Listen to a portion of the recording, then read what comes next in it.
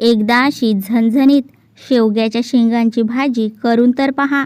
या भाजीपुढे चिकन मटणसुद्धा फिकं लागेल एवढी चमचमीत आणि झणझणीत ही भाजी बनून तयार होते. रेसिपी अगदी साधी सोपी आहे. तर चला पटकन रेसिपीला सुरुवात करूया.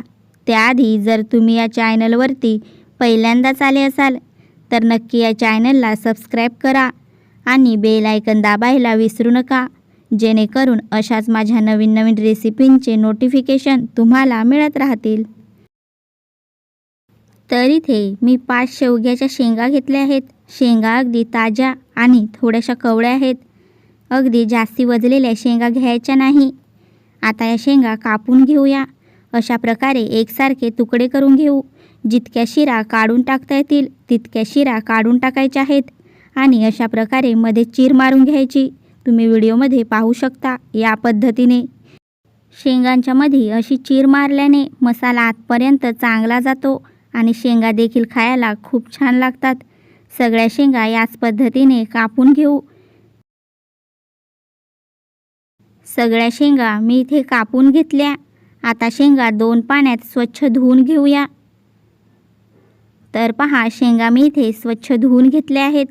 आता भाजीसाठी एक वाटण तयार करून घेऊ. वाटण बनवण्यासाठी इथे मी कोथिंबीर घेतली आहे, एक बारीक चिरलेला कांदा, 3 चमचे खिसलेलं खोबरं, 10 ते 12 लसणाच्या पाकळ्या, एक आल्याचा तुकडा आणि 2 हिरव्या मिरच्या घेतल्या आहेत. आता हे मिक्सरला बारीक करून घेऊ. थोडंसं इथे पाणी घालून मी मिक्सरला बारीक करून घेतलं आहे. अगदी जास्तही बारीक करायचं नाही, थोडं असं दाटसरच ठेवायचं आहे. तुम्ही इथे पाहू शकता या पद्धतीने.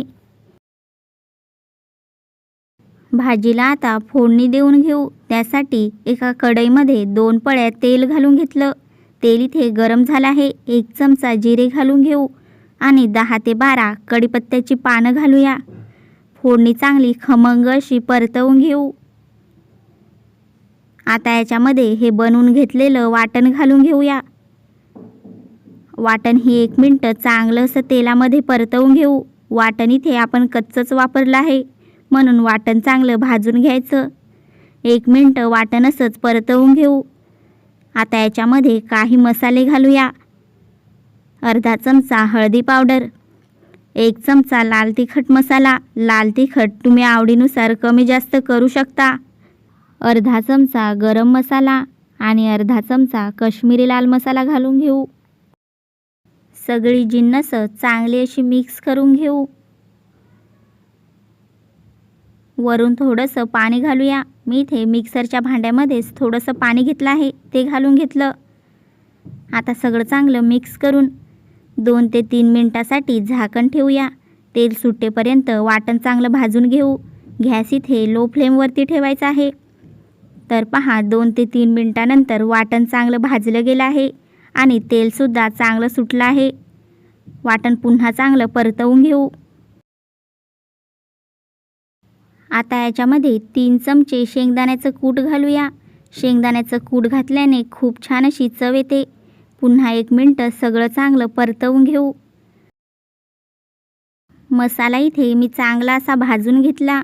आता याच्यामध्ये या शेवग्याच्या शेंगा घालून घेऊया. शेंगा चांगल्या मसाल्यामध्ये मिक्स करून घेऊ. मी इथे शेंगा उकडून नाही घेतलेल्या, तशाच शेंगा घातल्या आहेत. या शेंगा कवळ्या आहेत म्हणून मी तशाच भाजीमध्ये वापरल्या आहेत. सगळं चांगलं मिक्स करून घेतलं. आता 2 ते 3 मिनिटासाठी झाकण ठेवूया. 3 मिनिटं इथे झाले आहेत. मी झाकण काढून घेतलं. भाजी पुन्हा एकदा परतवून घेऊ. जर तुम्ही या पद्धतीने शेवग्याच्या शेंगांची भाजी बनवली तर प्रत्येक वेळेस याच पद्धतीने बनवाल. घरातील देखील सगळे अगदी आवडीने खातील. एवढी चमचमीत ही भाजी बनून तयार होते. भाजी इथे मी चांगली परतवून घेतली. आता याच्यामध्ये गरम पाणी घालून घेऊया. मी इथे 1.5 ग्लास इतकं गरम पाणी घातलं आहे. तुम्हाला जितका रस्सा हवा त्या अंदाजाने तुम्ही इथे गरम पाणी वापरू शकता. भाजी चांगली मिक्स करून घेऊ.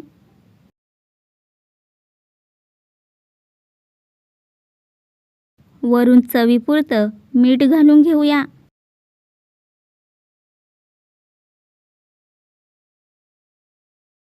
आता वरून 10 ते 12 मिनिटासाठी झाकण ठेवून घेऊ. गॅस इथे मीडियम फ्लेमवरती ठेवूया आणि भाजी चांगली शिजून देऊ। तर पहा, इथे 10 ते 12 मिनिटानंतर शेवग्याच्या शेंगांची झणझणीत अशी भाजी बनून तयार झाली आहे। वरून थोडीशी कोथिंबीर घालून घेऊ आणि गॅस बंद करून घेऊया। तर तुम्हाला माझी ही रेसिपी कशी वाटली मला नक्की कमेंट करून सांगा।